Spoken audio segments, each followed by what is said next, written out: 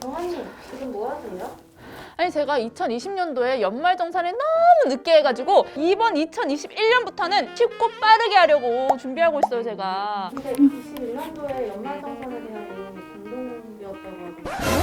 변동이 생긴다고요?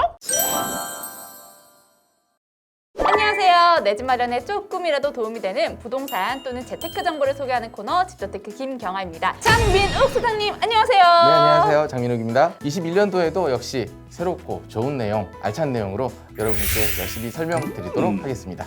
소장님 그런데 아까 네. 들었는데 2020 연말정산이 약간 변동이 생긴다고요? 네, 맞습니다. 그래서 오늘은 2020년 연말 정산하는 방법하고요. 새롭게 바뀐 내용을 설명드리도록 하겠습니다. 경아님도 연말 정산에 대해서 잘 알고 계시죠? 제가 집주테크 1년 차잖아요. 네네네. 이 연말정산이란 원청 진수한 그 세금이 1년간 내가 적정한 세금인지 아닌지 그걸 약간 측정하는 그런 느낌? 걱정이 맞는데요. 소득에서 원천징수한 그 세액의 과부족을 재계산해서 정산하는 거라고 보시면 되겠고요. 일정 사업소득자나 연금소득이 있는 분, 그리고 가장 대표적인 오늘 주제 근로소득 연말정산입니다. 대한민국의 근로자들이 굉장히 많죠. 너무 많죠. 각각 개개인이 다 신고를 하지 않아요. 월급을 주는 회사가 그 매월 급여를 줄 때 이 원천징수를 하게 됩니다. 소장님 언제 정산을 하는 건가요? 다음 연도 네. 2월분 급여를 받을 때 하거나 중간에 회사를 이제 퇴직하는 분들 계시잖아요. 네. 이런 분들 퇴직할 때 연말 정산을 하게 됩니다. 이게 재계산할 때는 기존에 가입했던 뭐 공제상품이라든가 기부금, 부양가족이라든가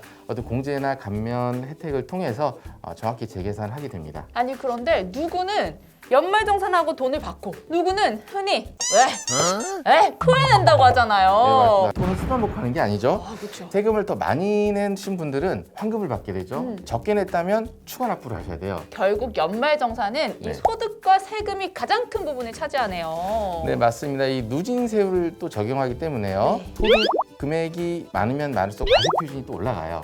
그럼 세율이 올라가게 돼서 세금이 늘어나게 됩니다. 세금을 언젠가 많이 내보고 싶네요.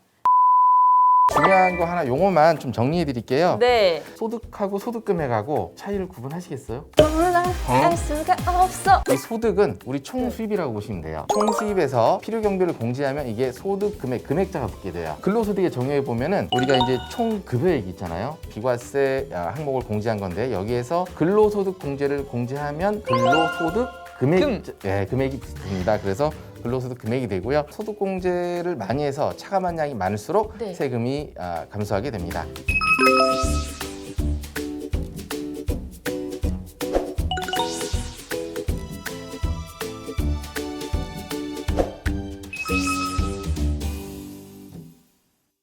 경환님 아까 소득세 계산 구조를 보면 네. 공제가 두 가지가 있었죠. 그쵸? 과세 대상 소득 중에 일정 금액을 공개해 주는 것이 뭐였죠? 소득공제! 네, 맞습니다. 맞고요. 산출한 세액에서 일정 액을 공제해 주는 건 또 뭐였을까요? 세액공제! 네, 정확히 맞습니다. 역시 법대 짱입니다. 소득공제하고 세액공제는 계산 구조식에서 보면 좀 차이가 있어요. 이걸 잘 이해하셔서 연말정산 준비하시면 많은 도움이 되겠습니다. 어떻게 하면 될까요? 소득 금액이 5천만 원이라고 가정할 때 네. 과세 표준 세율 구간이 24% 구간이에요. 네. 그런데 여기서 추가적으로 소득공제 500만 원을 더 받으면 네. 소득 금액이 4,500만 원이 되겠죠? 그쵸? 과세 표준 세율 구간이 15%로 낮아지게 됩니다. 오, 정말 이 소득공제나 세액공제를 많이 받아서 소득 금액이나 납부할 세액을 싹 하고 낮추는 게 진짜 중요하네요. 그럼 소장님, 연말정산은 어떻게 하는 건가요? 국세청 홈택스 사이트 아시죠? 네. 여기에서 연말정산할 때는 공동인증서 여기 공인인증서가 이제 공동인증서로 바뀐 거잖아요. 네, 맞습니다. 이 인증서를 활용하셔서 로그인 하시고요. 연말정산 간소화 서비스라는 항목이 있어요. 여기에서 소득공제와 세액공제 항목들을 확인이 가능합니다. 그 연말정산 간소화 서비스에서 조회한 증명 서류들을 2월 28일까지 지금 다니고 계시는 회사에 제출하시면 되겠습니다. 그리고 이제 회사별로 차이는 있지만 대부분 이제 30일 이내 처리가 돼요. 늦어도 4월까지는 다 처리가 대부분 되니까 기억하시고요. 납부한 세금이 많다면 네. 13월에 월급이 되겠죠. 그쵸.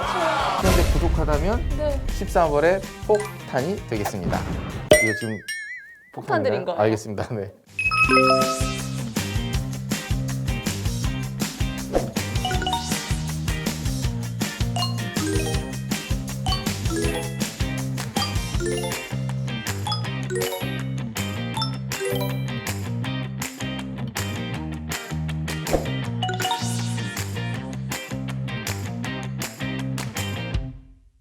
연말정산이 어떤 부분이 달라진 건가요? 크게 세 가지 부분인데요. 네. 이제 비과세되는 부분과 과세에서 제외해주는 부분, 그 세액 공제나 감면이 신설 및 확대되었습니다. 특히 올해 2020년 코로나 때문에 다들 힘들죠. 2020년도에는 특히 연말정산할 때 카드 사용액 있죠. 공제율이 한시적으로 대폭 상향됐거든요. 카드 사용액 그 공제율이 기존에는 이제 과세 기간 동안 일정하게 좀 공제율을 적용했었거든요. 네.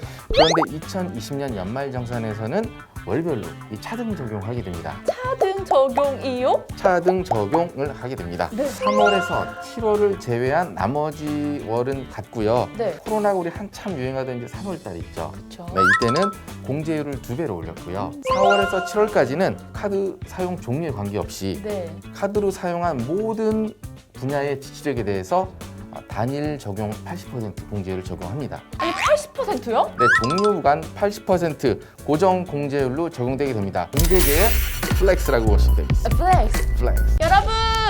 집중! 그 다음에 또 달라진 게 있을까요? 신용카드 소득공제 한도액 역시 네. 2020년 연말정산에서는 올해 한시적으로 상승되었습니다. 1시, 2시, 3시, 4시, 5시. 네, 소비 활성화를 위해서 2020년 귀속 카드 사용액 공제 한도액을 총급여 구간별로 각 30만 원씩 상향했습니다. 소득공제 한도액은 총급여 7천만 원 이하자분은 네. 300만 원에서 330만 원, 7천만 원 초과자에서 1억 2천만 원 이하는 네. 250만 원에서 280만 원.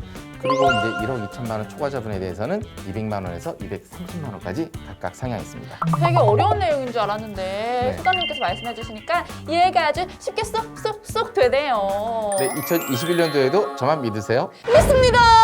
믿습니다. 장민우. 좋아요, 구독, 좋아요, 구독.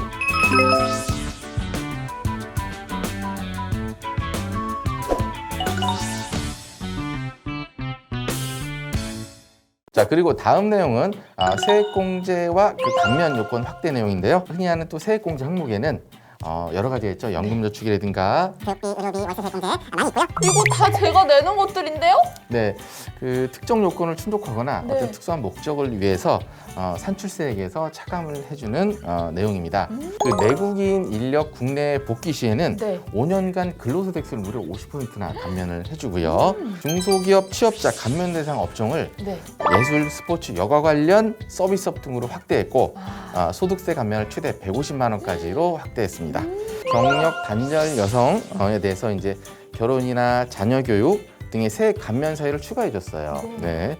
또 재취업 기간 역시 3년에서 15년까지 요건도 동종 업종으로 변경 확대했습니다. 그리고 세액 공제 대상 연금계좌 납입도 역시 2022년도까지 한시적으로 상향됐고요. 주시 아닙니다. 한시입니다. 네. 총급여 1억 2천만 원이거나 종합소득 금액이 1억 원 이하인 분에 대해서는 연금 저축계좌는 400만 원에서 600만 원까지 한도가 상향됐고요. 퇴직연금 계좌라고 그러죠. 이제 합산한 계좌는 700만 원 한도를 900만 원까지로 상향했습니다. 관련 내용에 대해서 더 구체적으로 내용을 보고 싶다면요. 저희 집주테크 IRP 편을 참고해 주세요. 그리고 마지막으로 이제 비과세 항목이 신설 및 확대된 내용 같이 보겠습니다. 육아 참여 활성화를 위해서 네.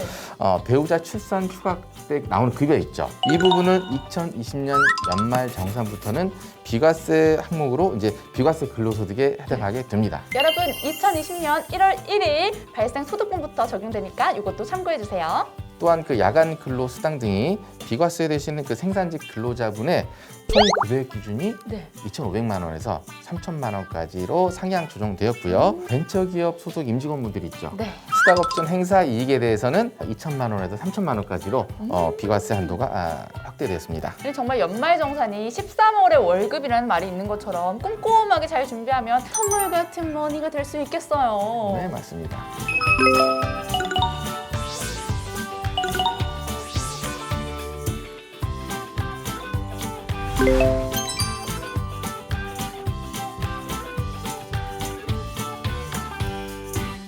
좋아요 구독 눌러주세요. 우리 집주테크 구독자 여러분, 저희 영상 보시고요. 13월에 폭탄 아니요, 13월에 선물 같은 그런 월급이 됐으면 좋겠습니다. 여러분 응원할게요. 저 장민혁도 응원하겠습니다. 여러분 2021년도에도 구독과 좋아요, 알림 설정 놓치지 마세요.